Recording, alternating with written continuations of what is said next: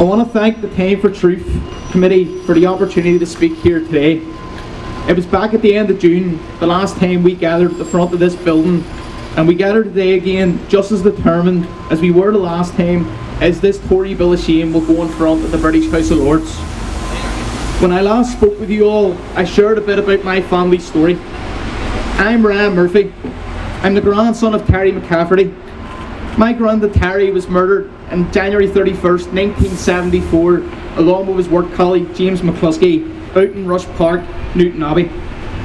They were out laying electricity cables for the NIE when two gunmen entered their work hut, took their pay packets, ordered the Protestant workers to come to the front of the hut and opened fire over the top of their heads, killing my granddad and James and injuring another 3 of their work colleagues. It took over 30 years for my family to find out that the gun used in that killing had been taken from a TA UDR barracks in Lurgan in 1972. That information, coming in 2011, came as another blow to my family. No one's ever been convicted or charged with the murder of my granddad, nor his colleague Jim. Like all of you, my family still have many unanswered questions. My grandmother Aileen sadly passed away in May this year. She went 48 years without getting answers to those questions. But it's in her memory and for her that I'm even more determined now than I was before to continue that fight for truth and justice. On days like today, my thoughts are with each and every family who lost a loved one during the conflict. Families who lost so much, many of whom who have campaigned for decades for truth and justice in the memory of their loved ones. Families who will now see the British government pulling down the shutters on their campaign with this legacy bill. Today, we stand in solidarity together with families and friends in Derry and in London. We know that the British government made a calculated political decision to turn their guns and those of their surrogates on our loved ones. Of course, there were alternatives, but they chose military force and oppression to instill fear and to suppress basic demands for equality and justice in our communities. So many incidents of British state murder, but the pattern of impunity was the same. No one arrested, no one charged, no investigations, no questions asked and no accountability.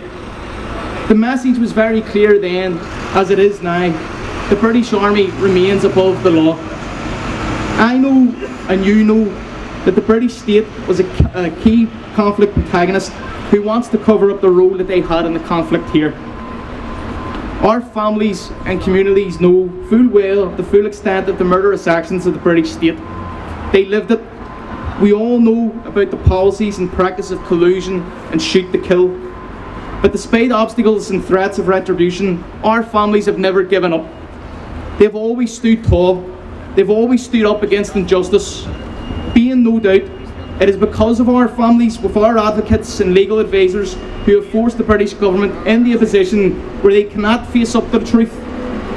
It's for that reason that the British government fear the strength, determination and resilience of families who speak truth to power.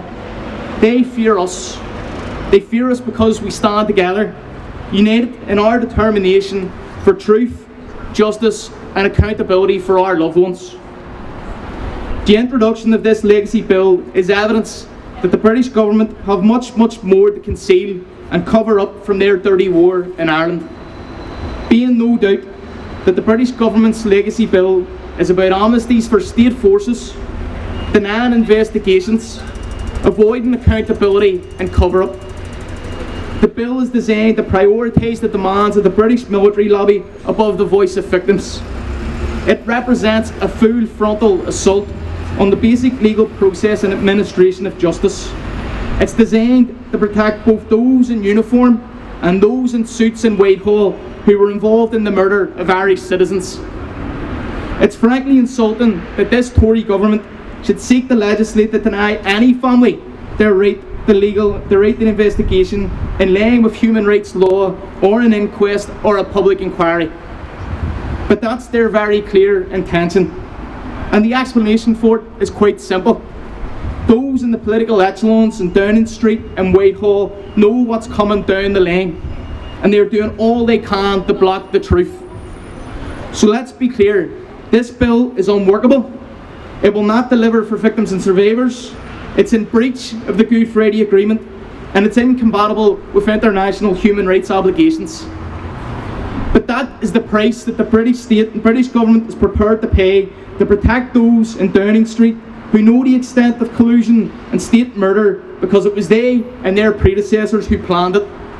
We are here today once again to make our voices heard. We're not going away. Chris Heaton-Harris needs to hear that we will not allow our rights to be cherry-picked or traded by any British government. He must bend this flawed legislation without any further delay. Yet, we should also take hope that we are standing here as well as having friends and family standing in Derry and those standing in London. The criticisms of this bill are shared locally, shared by the Irish government, the churches, the Victims Commissioner. It's shared by the Human Rights Commissioner, the Queen's University Model Bill team and NGOs, all of whom have expressed serious concern about this draft bill and the approach the British government has had to legacy matters more generally. These concerns are also shared internationally by the UN Special Rapporteur on Promotion of Truth, Justice, Reparation and Guarantees of Non-Recurrence, the Council of the European Commissioner for Human Rights, the Council of Europe Committee of Ministers and senior US politicians. The Westminster Joint Committee on Human Rights have also expressed a damning view of this bill and urged the government to reconsider as it risks breaching human rights law. We all know that this bill is the action of a rogue state, a state that fears independent investigation, scrutiny and oversight. Our message is very clear. We're not giving up. We aren't going away, and we will be seen and we will be heard. Thank you all very much again for coming out here today.